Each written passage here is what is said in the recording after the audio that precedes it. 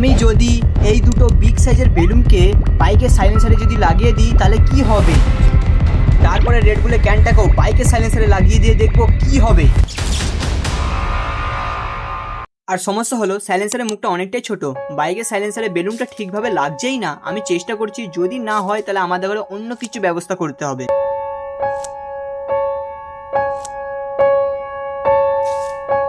Guys, সাইলেন্সারে বেলুনটা ঠিকভাবে লাগছে না বলে আমরা বেলুনটাকে ধরে রাখবো, আর এটা ছাড়া আমাদের কাছে কোনো উপায় নেই। আমরা ফেভিকুইক দিলে কিন্তু সাইলেন্সার গরম হওয়ার কারণে ফেভিকুইক গলে যেতে পারে। আমি যেভাবে করছি তোমরা কোনোদিন ট্রাই করবে না।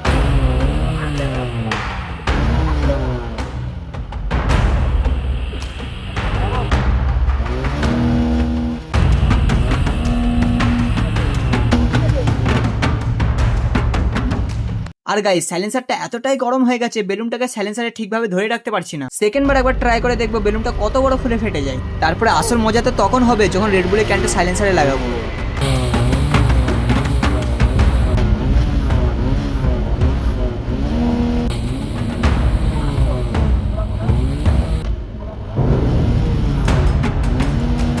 ওহ গাইস, সাইলেন্সারটা এতটাই গরম হয়ে গেছে বেলুনটাকে বেশিক্ষণ ধরে রাখতে পারছি না। বেলুনটা ফেটে গেছে কিন্তু ক্যামেরা বাইরে নিয়ে যাওয়ার পর। তাই জন্য আমাদের কাছে আরেকটা বেলুন আছে, চলো এটাতে ট্রাই করি। আর সাইলেন্সারটা গরম হওয়ার কারণে সেফটির জন্য হাতে একটু কাপড় জড়িয়ে নিয়েছি। আশা করছি বেশি সাইলেন্সারের তাপটা লাগবে না।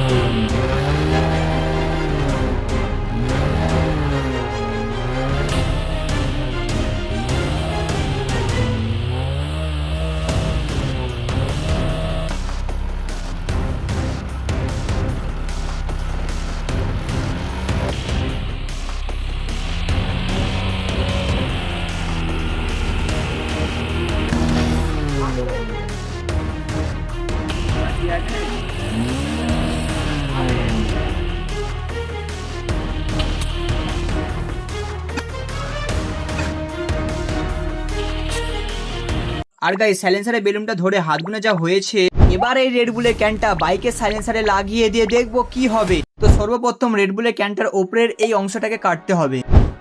তারপরে রেড বুলের ক্যানটাতে একটি লোহার রড নিয়ে ভালো করে সেলু টেপ দিয়ে লাগিয়ে দেবো।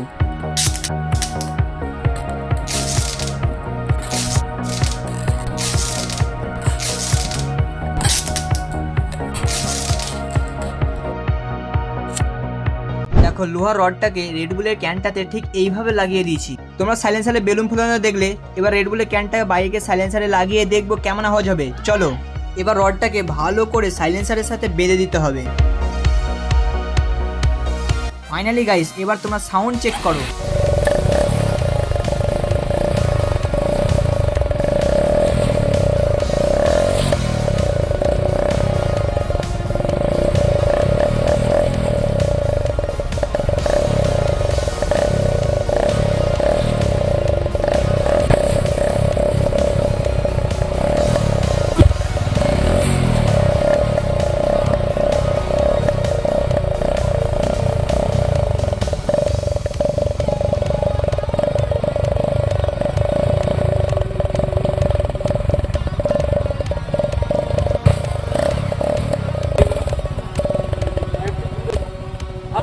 আর এই সাইন এসপি বাইকে 1 লিটার তেলে কত কিলোমিটার চলবে এই এক্সপেরিমেন্টে দেখতে চাও? তাহলে কমেন্ট করে জানাও।